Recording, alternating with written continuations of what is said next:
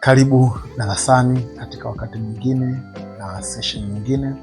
Leo tutakuwa tuna kitu tunasema chakula cha roho. Chakula cha roho. Ninakukaribisha wewe unayenitazama, mtu mwingine na mwingine na mwingine tena. Tuombe ili tuweze kuanza. Mungu, tunakushukuru kwa sababu tunajua upo katikati yetu. Karibu tufundishe, karibu tupe chakula, karibu Roho Mtakatifu kufanyika ibada mahali hapa. Katika jina la Yesu tunaomba, tunakushukuru. Amen. Ni kipindi kingine tena, natamani kushare na wewe mambo machache yanayohusu ufahamu. Lakini katika engo nyingine, katika sehemu nyingine, katika uelewa mwingine. Kichwa cha somo kinasema mambo ya rohoni. Mambo ya rohoni. Unaweza ukaandika mambo ya rohoni. Kabla sijaenda kwenye kiini cha somo, niseme maneno machache kwamba ulimwengu wa roho ni ulimwengu ambao uko dhahiri. Ulimwengu wa roho ni ulimwengu ambao uko dhahiri, na ulimwengu wa roho una matokeo katika ulimwengu wa mwili. Kwa ni lazima watoto wa Mungu tuufahamu ulimwengu wa roho ili tuweze kupata matokeo katika ulimwengu wa mwili. Tuufahamu ulimwengu wa roho. Tukiufahamu ulimwengu wa roho, si kuufahamu katika kutambua, lakini kuwa na maarifa katika ulimwengu wa roho, ili yale maarifa yaweze kuwa na matokeo katika ulimwengu wa mwili. Niseme kitu kingine pia. Ulimwengu wa roho ni ulimwengu ambao ni halisi, ndio unaoumba vitu katika ulimwengu huu wa damu na nyama ambao tunauona. Ulimwengu wa roho ni ulimwengu halisi na unatengeneza na kuunda vitu katika ulimwengu wa mwili. Na kizazi chetu au hiki kizazi ambacho unakisikia kama kizazi cha Gen Z ni kizazi ambacho kinataka matokeo. Huwezi ukawa na matokeo au huwezi uka access matokeo kama hauna nguvu ya roho. Narudia tena, ili uwe na matokeo ni lazima uwe na nguvu rohoni kwanza. Hii nguvu haitegemei kunyanyua chuma. Hii nguvu haitegemei diet unayopata. Hii nguvu haitegemei mazoezi unayofanya. Hii nguvu inategemea una maarifa kiwango gani rohoni, ndipo uwe na uwezo wa kutranslate yale maarifa kutoka rohoni kuja kwenye ulimwengu huu wa mwili.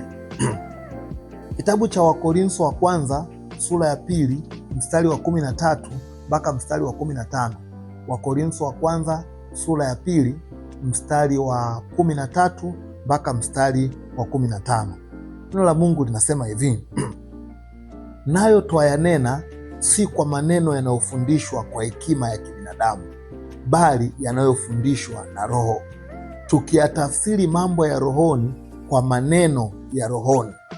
Basi mwanadamu wa tabia ya asili hayapokei mambo ya Roho wa Mungu, maana kwa huyo ni upuuzi, wala hawezi kuyafahamu kwa kuwa yatambulikana kwa jinsi ya rohoni. 15. Lakini mtu wa rohoni huyatambua yote, wala yeye hatambuliwi na mtu. Kiini cha somo. Neno linasema hivi: twayanena mambo haya si kwa hekima ya kibinadamu, bali yanafundishwa kwa Roho. Mambo ya rohoni yanafundishwa na Roho. Mambo ya rohoni yanafundishwa na Roho. Tukiyatafsiri mambo ya rohoni kwa maneno ya rohoni. Maana yake nini? Vitu viwili vinaonekana hapo. Cha kwanza ni kwamba kuna mambo yako rohoni, lakini cha pili ni kwamba rohoni kuna lugha. Narudia tena, kuna mambo ya rohoni, alafu kuna jambo la pili na kubwa, kwamba kule rohoni kuna lugha. Kwa watu watakaokuwa na uwezo wa kuaccess mambo ya rohoni ni wale ambao wanaweza wakafahamu lugha ya rohoni. Mtu yeyote ambaye anaufahamu juu ya jambo fulani analijua hilo jambo. Kwa mtu yeyote ambaye anaufahamu juu ya ulimwengu wa roho anaufahamu ulimwengu wa roho. Lakini haitoshi kuufahamu, inatosha sana ukianza kuwa na lugha ya rohoni, lugha ya ulimwengu wa roho. Ndipo Mungu akiongea kwenye ile lugha unaweza ukamwelewa. Mnaweza mkakaa kiti kimoja mkaelewana. Kwa nini? Nao ninyi mnaongea lugha ya rohoni. Nini namaanisha? Kuna andiko moja Yesu aliwaambia wanafunzi wake, akawaambia hivi: ninyi si wa ulimwengu huu, na siombi Mungu watoe hawa watu, lakini naomba ukae nao uwatunze. Kwa sisi ambao tunamwamini Mungu si wa ulimwengu huu, maana yake we have our own place, na hiyo place ambayo tuko ina lugha. Haitufurahishi sisi kuwa watu wa sehemu ile kama hatuna uwezo wa kuongea lugha ya sehemu ile. Utasema mimi ni Mtanzania kama unaweza ukaelewa Kitanzania, au unaweza ukaelewa lugha ambayo Watanzania wakiongea, mnaweza mkasikilizana, mnaweza mkaelewana. Kwa hiyo tunasema sisi ni watoto wa Mungu kwa sababu tukienda kwa Mungu tunaweza tukaongea lugha ya Mungu jinsi alivyo.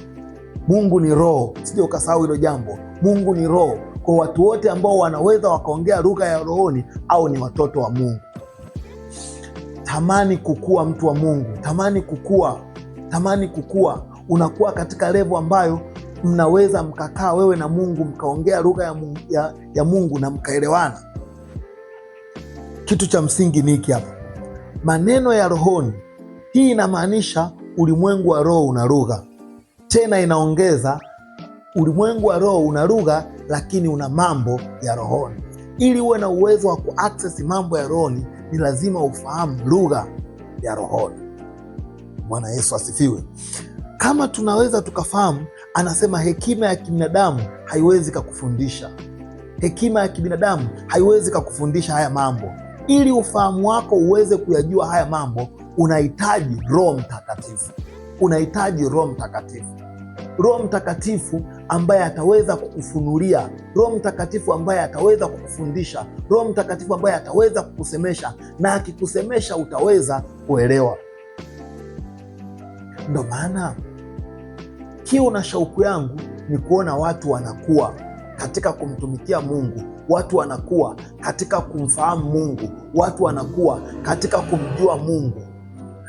Yesu pia sehemu nyingine anaomba, anasema hivi, wakujue Mungu wa kweli, wakujue Mungu wa kweli.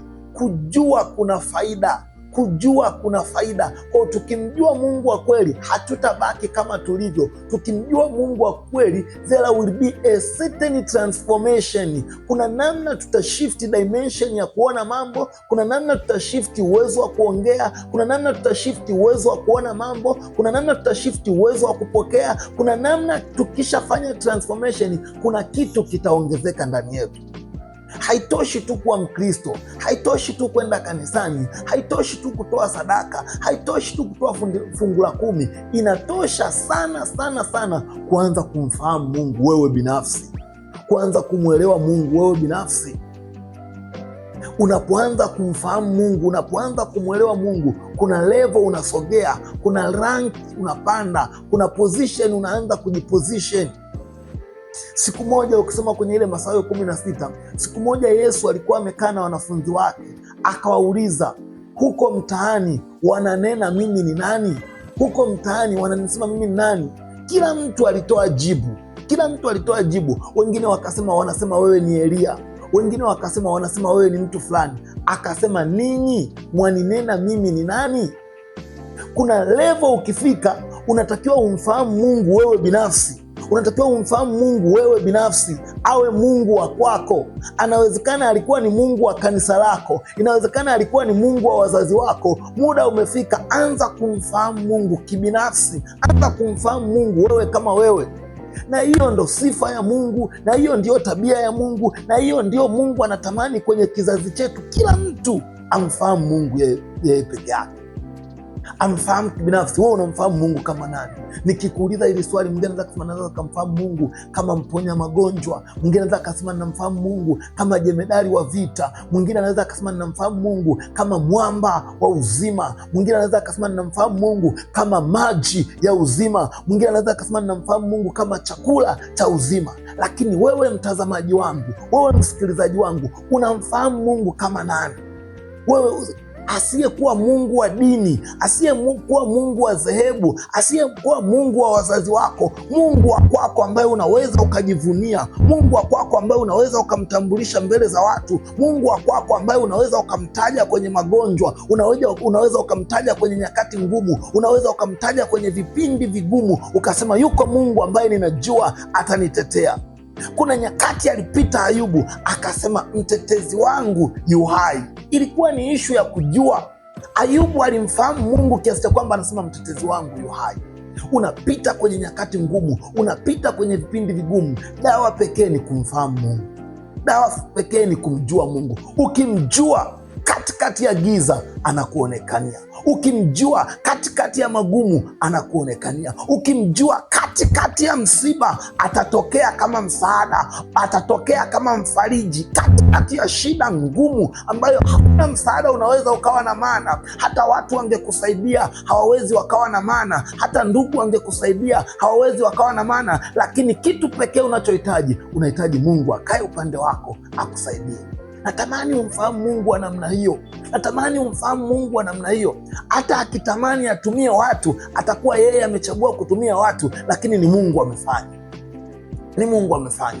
Ni kweli kabisa, Mungu anaweza akatumia watu, na sio tu anaweza, Mungu anatumia watu, lakini saa watu wakitumika aonekane Mungu yuko nyuma yao, Mungu yuko mbele yao. Isaya 43 mstari wa 4 unasema hivi: kwa sababu ulikuwa wa thamani machoni pangu, nimekupenda. Kwa sababu hiyo nitatoa watu na kabila za watu kwa ajili ya kwako. Kwa Mungu huwa anatumia watu kuwasaidia watu, na Mungu akitumia watu lazima tusiwaone watu, tumuone Mungu aliyewatumia wale watu. Na ndio maana ni kiburi cha juu sana kuwadharau watu. Mungu anatumia watu, kwa lazima watoto wa Mungu tuwaheshimu watu, tuwapende watu, tuwathamini watu. Kiburi kitoke ndani yetu, hali ya kujisikia itoke ndani yetu. Kwa nini? Mungu anatumia watu. Lakini narudi kwenye kiini changu, Mungu akitumia watu, Mungu bado anabaki kuwa Mungu. Mungu bado anatamani ajitambulishe yeye kama yeye. Siku moja nilikuwa nasoma kitabu cha Mwanzo. Yakobo anaondoka, amefika sehemu, anaondoka, anaelekea Harani. Alipofika kwenye lile eneo akaweka jiwe akalala kama mto, alafu akaona malaika wanapanda kwenye ngazi, wanapanda na kushuka, wanapanda na kushuka, wanapanda na kushuka. Alafu akasema kweli Mungu yuko mahali hapa. Aliposema Mungu yuko mahali hapa, kuna message ilikuja. Mungu akamtokea, akajitambulisha, akamwambia mimi ni Mungu wa wazazi wako. Ni kawaida ya Mungu kujitambulisha. Anamwambia Yakobo, mimi ni Mungu wa wazazi wako. Nilikuwa sikufahamu, lakini wazazi wako nawafahamu. Yakobo anamwambia no, kama ulikuwa Mungu wa wazazi wangu, natamani uwe Mungu wa kwangu, tufanye agano mimi na wewe. Wakaanza kuweka agano. Yakobo anamwambia Mungu, ukinipeleka ninakoenda ukanirudisha salama, hautakuwa Mungu wa wazazi wangu, utakuwa Mungu wa kwangu. Inawezekana umemfahamu Mungu wa dini yako, inawezekana umemfahamu Mungu wa wazazi wako, inawezekana umemfahamu Mungu wa dhehebu yako. Muda umefika, mfahamu Mungu kibinafsi. Mfahamu Mungu kama Mungu wa kwako, mfahamu Mungu kama Mungu wa kwako, mfahamu Mungu kama Mungu wa familia yako, ambaye anaweza kusaidia wewe akakusaidia na familia yako. Ndo Mungu ambaye ninamtaja, anayetamani watu wake wamjue, anayetamani watu wake wamfahamu. Mungu ambaye hafichi kitu chochote kwa watu wake, anawapa. Ndo maana andiko linasema watu wote waliompokea aliwapa uwezo wa kufanyika kuwa wana. Ukishapokea kitu kutoka kwake, wewe mtoto wake, mnaongea lugha moja, mnaongea kitu kimoja. Tamani kukua, mtu wa Mungu, tamani kumfahamu. Tunapofanya haya mambo hatufanyi kwa ajili ya kujifurahisha. Tunatamani kuona kanisa mwaka 2026 lina shift kwenda kwenye another dimension. Umekaa kwenye level hiyo, umekaa kwenye ngazi hiyo, tamani ukue kwenye kuomba, ukue kwenye eneo la kuomba, ukue kwenye eneo la kumfahamu Mungu, ukue kwenye eneo la kumtegemea Mungu. Kuwa. Huo ni ukuaji wa kiroho, na ukuaji wa kiroho, watu wa Mungu, sio kitu cha siku moja. So kitu ambacho kinatokea mara moja. It's an exercise, unaifanyia kazi. Lugha ya Kiebrania inasema gumnazia, keep doing. Unafanya tena mpaka inafika kwenye level. Mungu anakuambia kwenye level hii umequalify, tunaenda kwenye level nyingine. Tamani kukua kuhusu mambo ya roho, tamani kukua. Mungu anapojitambulisha kwako, akikuongelesha, unaweza ukasikia sauti yake, unaweza ukapokea taarifa aliyokuletea, unaweza ukasikia kutoka kwake. Kwa hiyo kibiblia hatutakiwi tu kujua mambo ya rohoni, inatakiwa pia tujue lugha ya rohoni. Narudia tena, hatutakiwi tujue mambo ya rohoni, tunatakiwa tujue lugha ya rohoni, kwa sababu kwenye ulimwengu wa roho kuna lugha, na watu ambao wanafaulu kwenye ulimwengu wa roho ni wale watu ambao wanajua lugha ya rohoni, wanajua mambo ya rohoni. Lakini haitoshi kujua mambo ya rohoni, inatakiwa tujue connection, tujue kodi. Watoto wa mjini wanasema elewa kodi. Kodi ikisemwa, watu wanajua zile pattern za kutembea. Pattern hii inatoa hiki, pattern hii inatoa hiki, pattern hii inatoa hiki. Kwa hizo ni kodi.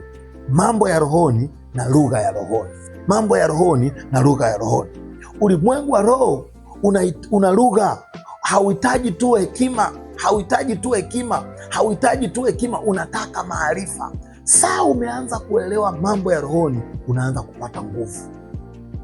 Ulimwengu tuliofika hauangalii wewe una nini. Ulimwengu tuliofika unaangalia una nguvu kiasi gani, na hii nguvu ipo rohoni kabla ya kuwa mwilini. Kwa wenye access ya nguvu ya rohoni wana access kwenye ulimwengu wa mwili, kwa sababu they have power.